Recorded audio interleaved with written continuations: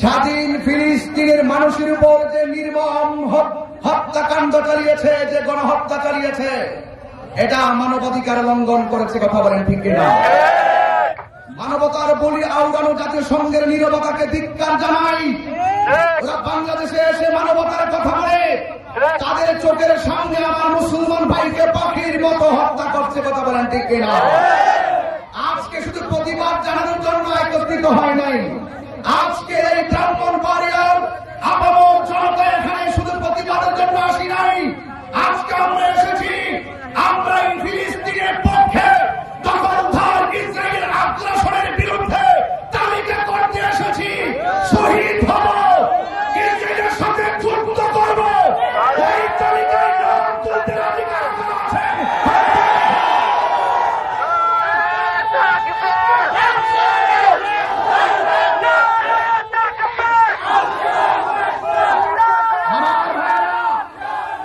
প্রতিবাদের ভাষা আজকে কি হবে জানেন?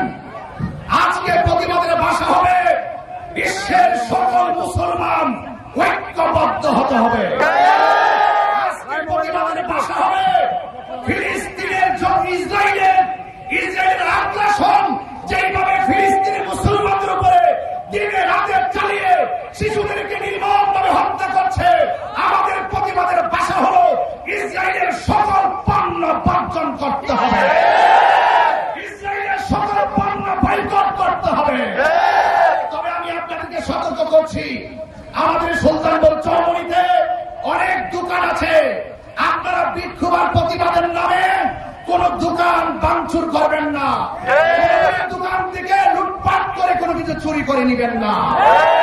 কিন্তু মনে রাখবেন, আমরা যদি লুটপাট করি, আমরা যদি ভাঙচুর করি, ইসলাম কলঙ্কিত হবে, মুসলমানরা কলঙ্কিত হবে। কথা বলেন ঠিক?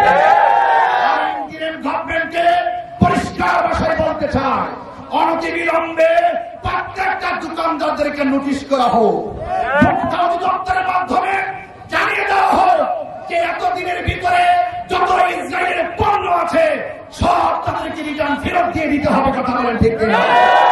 আগামী কোনদিন ইসরায়েলের পণ্য আমরা ব্যবহার করব না, ঠিক কিনা? আমি ফুলকলি ব্যবসায়ী প্রতিষ্ঠানকে ধন্যবাদ জানাই, তারা দোকানের মধ্যে লাগিয়ে দিয়েছেন নেম প্লেট। তারা জীবনে কোনদিন ইসরায়েলের পণ্য বিক্রি করবে না। আজকে সুলতানপুরের মানুষ, ব্রাহ্মণবাড়িয়ার মানুষ আজকে খোলা আকাশের নিচে ওয়াদা করেন, আপনারা কি ইসরায়েলের পণ্য ব্যবহার করবেন? ইসরায়েলের পণ্য ব্যবহার করবেন?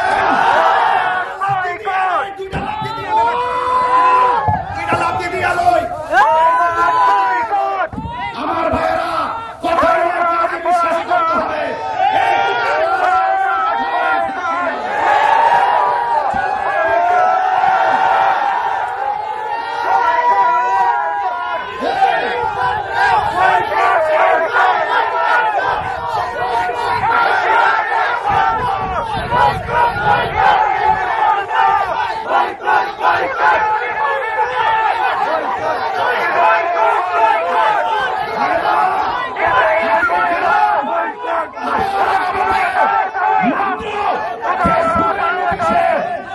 ফেসবুকের নোটিশে আপনারা যেভাবে এসেছেন, আগামীতে কাউকে ফোন দেওয়া হবে না।